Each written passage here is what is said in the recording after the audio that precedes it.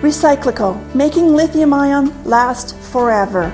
Recyclico's patented recycling process achieves up to 100% recovery of battery metals from lithium-ion batteries for electric vehicles, including cobalt, lithium, nickel, manganese, and aluminum. Recyclico Battery Materials Incorporated trades on the TSX Venture AMY, on the OTCQB AMYZF, and Frankfurt ID4.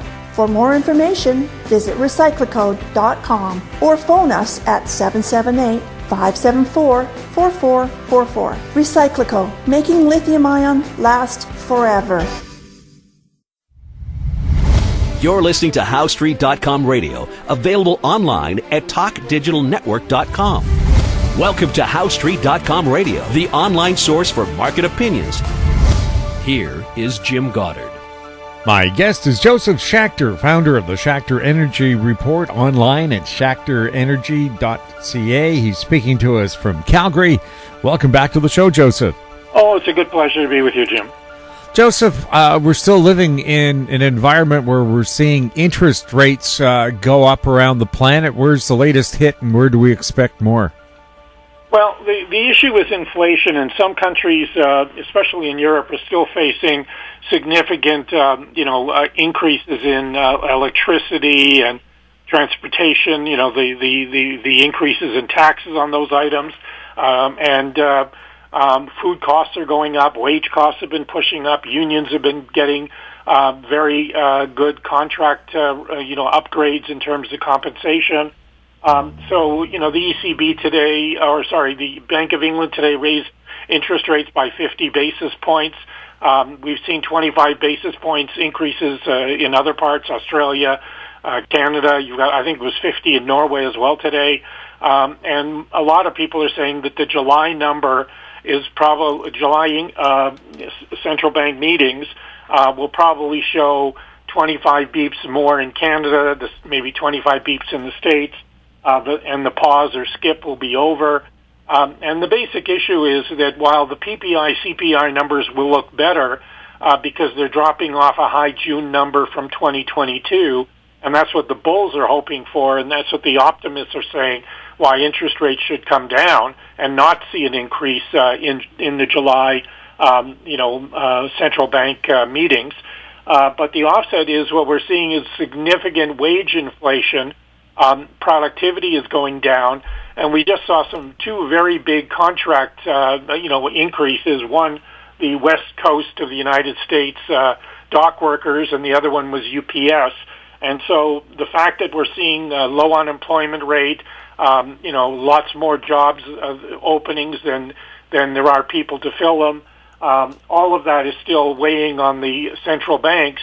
And until they see some slack, let's use the word slack, in the jobs market, they're going to still be forced to think about inflation rather than the areas that are showing slowdown, like the CPI, PPI, in the near term. My concern, though, is if we do see higher energy prices in the latter part of the year, and my forecast is that we'll see over $80 during Q3, WTI price, U.S. crude over 80, and I think during Q4, we'll see WTI over US 90, and that will then push those CPI and PPI numbers back up. And if we have issues with drought this year, where there's the water tables are low, as we know, across Canada and the States, and the weather is ridiculously hot. Texas is already warning of brownouts and telling people in the late afternoon, evening, not to use so much electricity because they could be more than peaked out. And if they do, then they have rolling brownouts. And so we're looking at issues here that can have a major impact on inflation going out 2 or 3 months, while the June data coming out in early July will probably be favorable. The later months could be quite unfavorable. Well, is that what Texas gets to pay for now because they decided not to join the national power grid? Yeah, they go their own way, and they have the Railway Commission handling production, and they've never wanted to be part of the grid, and and it's a problem that has never found the solution because Texas wants to do its own thing. Now, we have international pressures as well, the conflict in Ukraine, China, Taiwan, and now we find out China's building a major military base in Cuba. That has the Americans pretty upset. What is this, 1962 Cuban Missile Crisis all over again? Well, they're not bringing nuclear weapons into Cuba, so I don't think it's the same thing. But it's more of the fact that the United States was the only superpower out there, and China, with 3 times the population, a bigger army, probably a blue water navy that's getting as big as the U.S., submarine fleet bigger than the U.S. They're way behind in aircraft carriers, but they do want to show their muscle and that they are the second global power in the world, superpower in the world.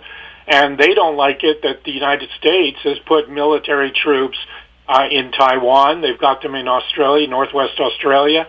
They've got them in a number of places in the Philippines. They've got them in South Korea, Japan. So they feel that, look, you guys are all around us and surrounding us. Maybe we need to do the same to you to show us that, we got to start negotiating at a different level. You don't dictate to us anymore. We negotiate because we're both superpowers. You may be somewhat bigger still, but we're becoming the number 2 guy by a close counter. And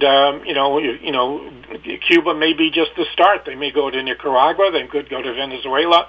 And if they bring troops and military bases in, the Americans could go ballistic. But the reality is, they're doing the same thing, and they've been doing it to China for decades.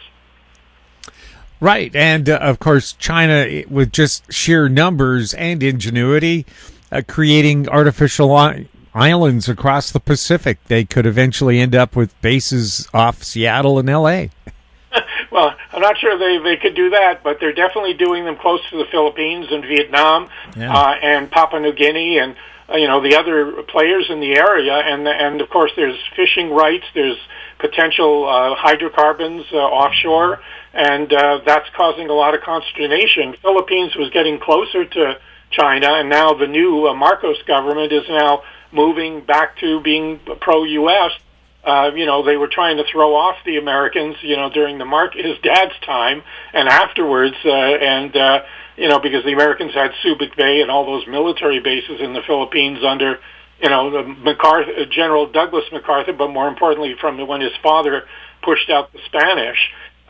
So you're looking now at I think that this is serious, and I think the Americans are having to realize it's not just all their ball game. We'll have more with Josef Schachter right after this.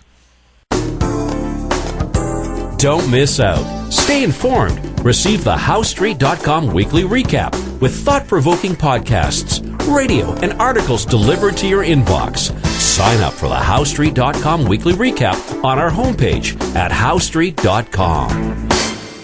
Welcome back. We're speaking with Josef Schachter. Joseph, what's happening with relations between Alberta and Ottawa now that Danielle Smith, the United Conservative Party leader, is the new elected premier of Alberta, not just appointed by her party? Yeah, it's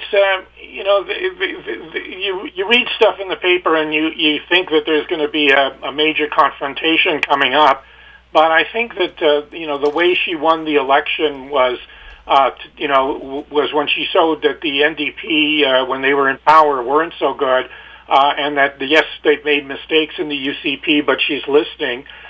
She did very well on the debate. She never got caught up in any of the the push from the NDP to get her to lose her patience. And she answered questions, and people supported her after that. I think that she's going to take a lighter hand versus the confrontation she may have used when she was running for the leadership and getting rural Alberta on side. She now has to represent a left-wing Edmonton, half left-wing Calgary, and a full right-wing rural Alberta. And I think that she's going to try to, skate her way through that, but at the same time, stand up for what most of the people in Alberta would consider Alberta rights or provincial rights under the Constitution. Now, the whole issue of getting Alberta's crude and natural gas out across the ocean to markets, Europe and Asia would love to have more of our natural gas. Are we building the terminals, or have we missed the boat and the U.S. and Australia are going to pick up that? Well, I think going to Europe is a problem because nothing's going to go on through Quebec and into New Brunswick, and the infrastructure is not there to do it in any meaningful way. But to the West Coast, we're going to have Trans Mountain, one of the most expensive, stupid projects in terms of management of the process that we've ever seen in Canadian history. But we are going to see more LNG on the West Coast. We're hearing more and more about the projects moving through the approval phases on the environmental side, provincially with BC, and then to the federal side. First Nations are on side for the projects, which is, of course, a positive. The other thing is, of course, we can move oil down south. You saw that Gibson recent acquisition, and Enbridge has been very big on building up export capacity on the Gulf Coast. So we could move oil south by pipeline or by rail, but hopefully by pipeline because it's cheaper and more environmentally safer. I think that we still have growth opportunities. But I think that, compared to the U.S., let's say the LNG potential on the U.S. Gulf Coast, they're going to do much better because they're right there. We've got to ship it from Western Canada down to the Gulf Coast. That's costly. And then, getting contracts, you have to be very big as a producer, a natural gas producer, to do it. So far, we've only seen Tourmaline and ARC able to do that. And so smaller operators can't do that. And they're all hoping that, once we get a couple, let's say LNG Canada Phase 2 approved, and we end up getting, the Enbridge-sponsored project, the Pembina-sponsored project going forward, that the demand increase of 6-7 BCF on top of 16 or so BCF produced now will give a shot in the arm to the industry, but the prices have to be much higher than they are. The 255, 260 or so where NYMEX is today is not sufficient to justify doing LNG projects. We're going to need $4, $5, $6 gas, with a sustainable $4 average for the year to be able to see the industry spend enough money to bring on enough production, and for the LNG operators to spend the money to build the onshore or offshore facilities and the shipping that's going to be needed. Does Canada really need to expand $11 to $13 billion at a time to have EV battery plants here? Well, the issue is it was supposed to be that plant was supposed to go into Quebec, but they didn't have enough electricity. Do they cut off New York State with the contracts they have? Do they change their mind on natural gas and go to cogen, which is what Ontario has done, and Ontario has nuclear power, and so Ontario won that one. The amount of money that's being spent, the industry, if they really want to be in there, I don't think they need these kinds of subsidies, but because the U.S. has thrown so much money under their Inflation Reduction Act and all their other, crazy spending, juggernauts by Biden, Canada has to compete if we want to have the jobs. And so, the Canadian government got pushed into a corner would have cost less in Quebec, and Quebec would have paid more of the bill to help out. But now that's gone to Ontario, and the feds are writing the check, or will write the check. But again, the cost of these things are obscene. And, the question is this the technology that's going to be there for the next 30, 40, 50 years? Or will battery technology improve over time?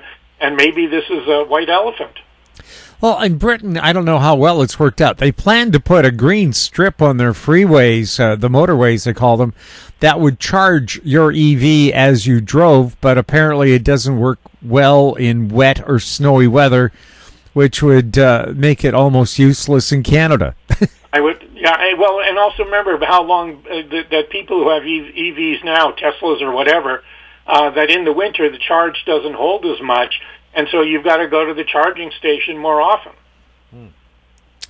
And I also wondered, too, why natural gas vehicles have fallen out of favor.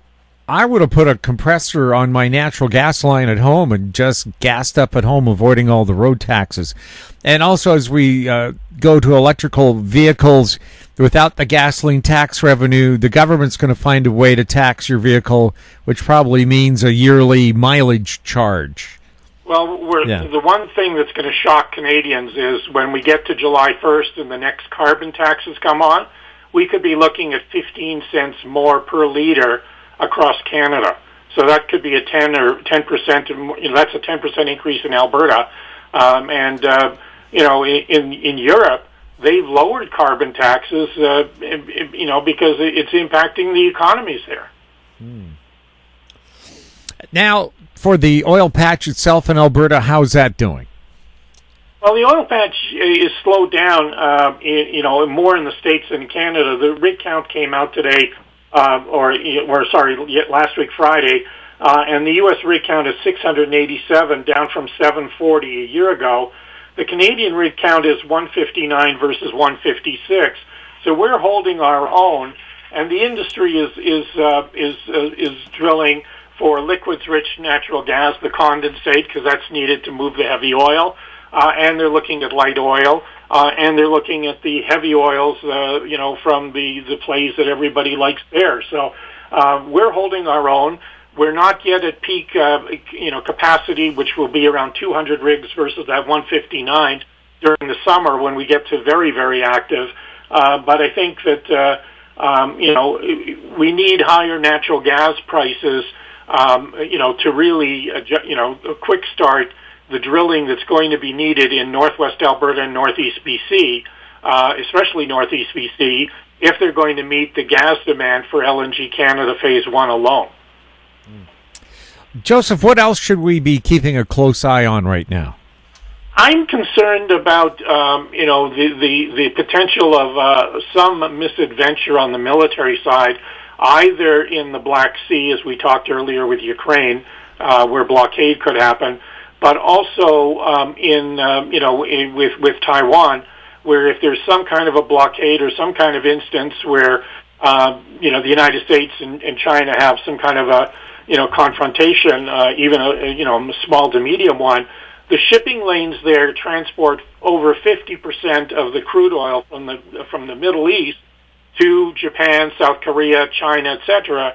And if there is any problems with it, the cost of insurance will go up, and of course any attacks on any shipping, energy shipping, fossil on the LNG side or the oil side, could spike prices up, and that could be something very detrimental to economic activity and to the market psychology. It would be positive for energy prices, but the question is for how long. Just like when Russia invaded Ukraine, we saw a massive spike in the prices, $130 on the price of WTI, but it quickly came down, and we're now looking, around a 68.5, 69 level for WTI. So again, softer economy and the demand down from 22 versus 23, and also the issue of the stagnant growth in China or lack thereof. All of those have dampened the price of oil. I'm thinking in the next 30, 60 days we may see 65, 66 again. We're not far off that. That'll bring the stocks down. But from my point of view, that's going to be the next great buying opportunity.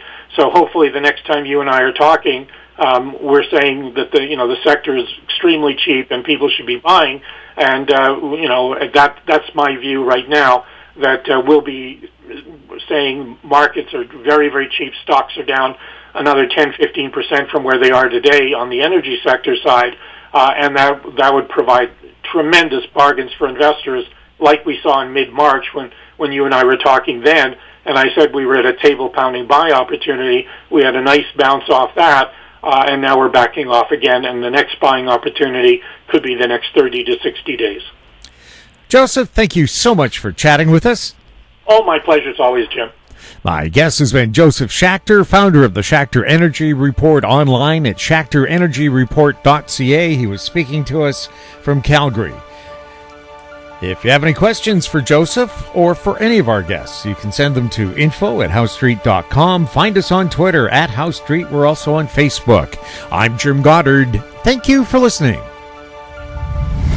Comments made on HouseStreet.com radio are an expression of opinion only and should not be construed in any matter whatsoever as recommendations to buy or sell any financial instrument at any time.